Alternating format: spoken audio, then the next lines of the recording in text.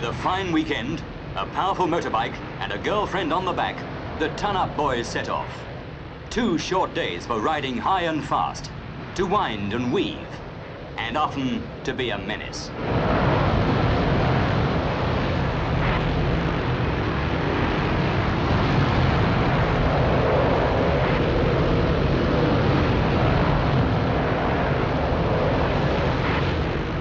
But behind the appalling accident rate of these teenage motorcyclists, there are nearly 2 million enthusiasts in Britain who ride motorbikes and scooters most weekends and never hit the headlines.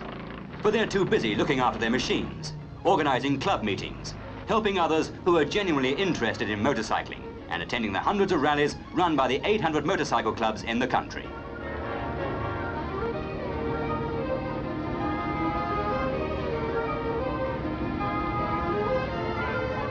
To the majority of motorcyclists, going for a ride is a family affair. And at the end of it, there's usually a get-together, like this club rally open to everyone at Bewley in Hampshire's New Forest.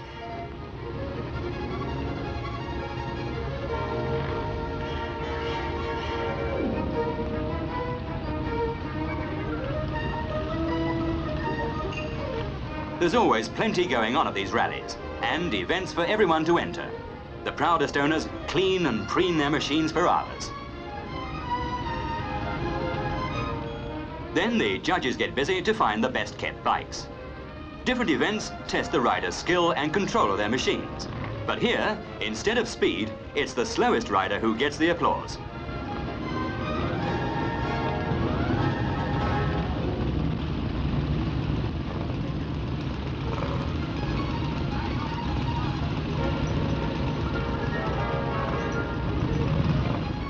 At the Montague Motor Museum, the vintage models of a more leisurely period attract the visiting motorcyclists.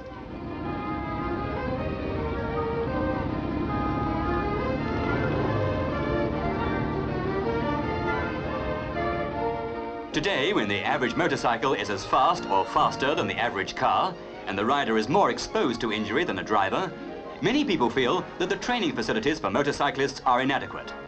There are only 140 such schools in Britain, all run by the RAC, but there are more than 10,000 car driving schools.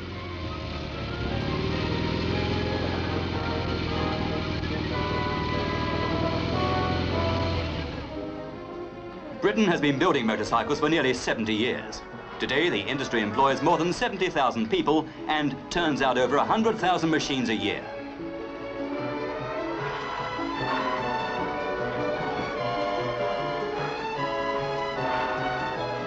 One-third of this output, £5 million worth of machinery carefully packed and crated, goes for export.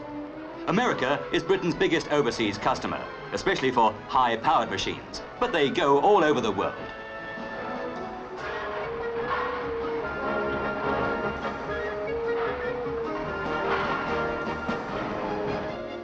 As well as running his parish of Paddington Green, London, the Reverend Bill Shergold, himself a keen motorcyclist, has also found time to do something for the teenage ton-up boys.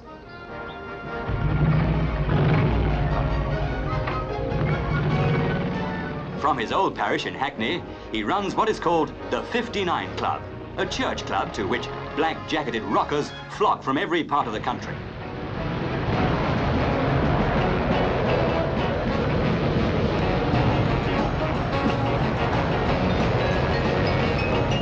Started in 1962, the club had 5,000 members within 18 months. Although this is a church club, its purpose is to bring together young people with a common interest, motorcycling. Many of them have probably forgotten what the inside of a church looks like. But recently, Mr. Shergold was asked by a group of them to hold a service for motorcyclists. Hundreds of rockers turned up for it.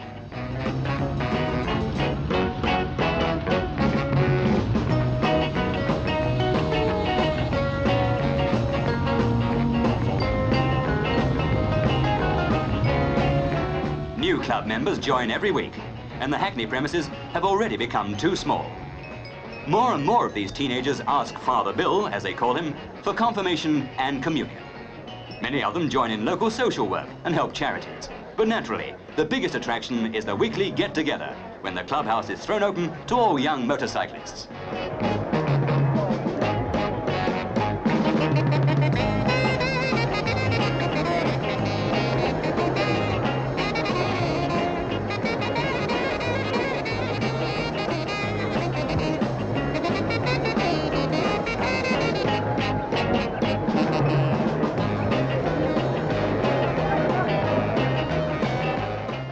uniform is black leather. Their hair, a sergeant major's nightmare. And the two words on everyone's lips, the ton, 100 miles an hour.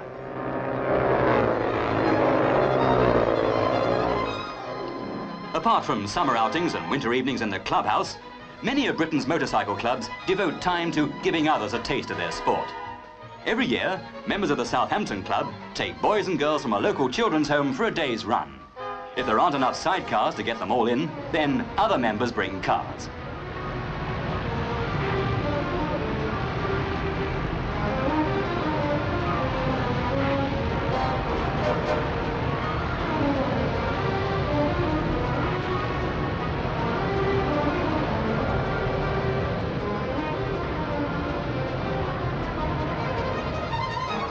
It's out to the open spaces for the day for these youngsters.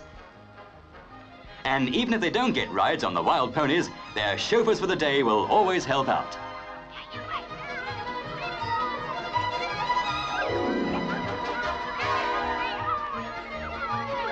Ride a motorbike? Go on, nothing to it. From a house in South London, 4,000 motorcyclists may be called out on a mission of mercy at any time of day or night. They are members of the Volunteer Emergency Service, an organisation started in 1962 by Mrs. Margaret Ryerson and her husband. Hospitals, welfare societies, public health authorities, blood transfusion centres, anyone in fact with an urgent transport problem that concerns people's welfare, ring this house and the emergency service goes into action.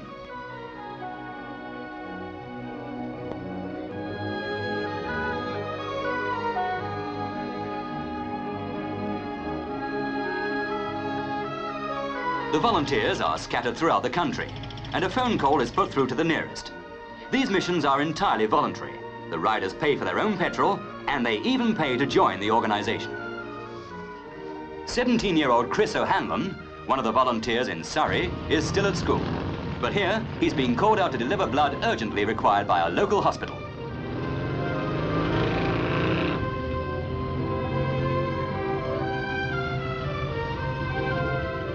At the blood transfusion centre, no time is lost.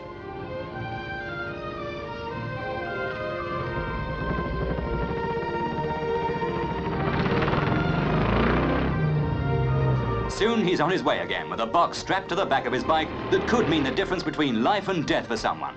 Someone who might even be a fellow motorcyclist.